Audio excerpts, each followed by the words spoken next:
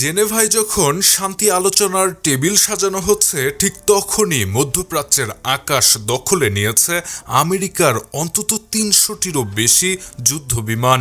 বুধবার সুইজারল্যান্ডে পরমাণু চুক্তি নিয়ে তৃতীয় দফার বৈঠক শুরু হতে যাচ্ছে, কিন্তু পেন্টাগনের প্রস্তুতি দেখে মনে হচ্ছে আলোচনা নয়, তারা যেন যুদ্ধের জন্যই বেশি প্রস্তুত। কাতার, জর্ডান এবং সৌদি আরবের ঘাঁটিগুলো এখন মার্কিন সমরাস্ত্রে ঠাসা।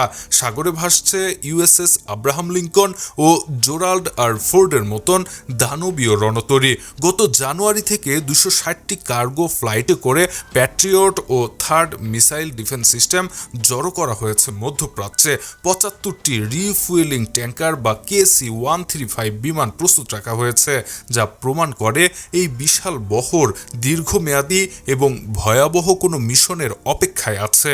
উন্মুক্ত গোয়েন্দা তথ্যে দেখা যাচ্ছে সেন্ট্রাল কমান্ডের অধীনে থাকা এই বিপুল সমরাস্ত্র ইরানের ওপর যে কোনো মুহূর্তে আঘাত হানতে সক্ষম। জেনেভার শান্তি আলোচনার আড়ালে মূলত মধ্যপ্রাচ্যে এখন বারুদের পাহাড় জমাচ্ছে মার্কিন যুক্তরাষ্ট্র। ৩০০টি বিমানের এই বিশাল বহরের ৭০% হল সরাসরি হামলা চালানোর মতন ঘাতক যুদ্ধ বিমান, যা ইরানের বুক কাঁপিয়ে দিচ্ছে।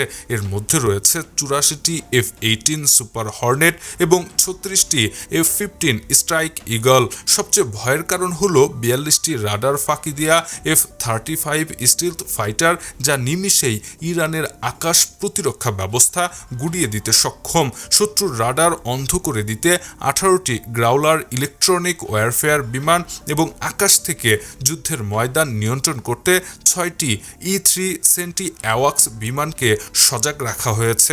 যদিও গত বছরের অপারেশন মিডনাইট হ্যামারের মতো B-2 বোমারু বিমানের উপস্থিতি এখনও দেখা যায়নি, তবুও আকাশের এই বারুদ স্তূপ যে কোনো মুহূর্তে জ্বলে উঠতে পারে।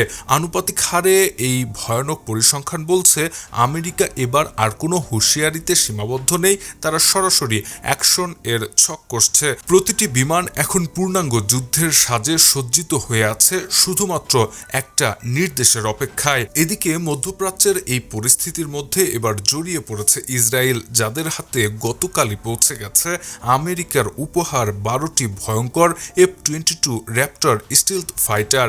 আমেরিকার ল্যাংলি ঘাঁটি থেকে আরও 6টি র্যাপটর ইসরায়েলের পথে রয়েছে, যা ব্রিটিশ আকাশ সীমা হয়ে তেল আবিবে নামবে। ইসরায়েলের হাতে আগে থেকেই থাকা F-35 ও F-15 যুদ্ধ বিমানের সাথে এই নতুন বহর যুক্ত হলে সম্মিলিত শক্তি দ্বিগুণ হয়ে যাবে, যা ইরানের জন্য এক অস্তিত্বের সংকট। হোয়াইট হাউসের মুখপাত্র ক্যারোলিন লেভিট সাফ জানিয়ে দিয়েছেন, প্রেসিডেন্ট ট্রাম্প কূটনীতি পছন্দ করেন, কিন্তু প্রয়োজনে প্রাণঘাতী সামরিক শক্তি প্রয়োগ করতেও তার হাত একটুও কাঁপবে না।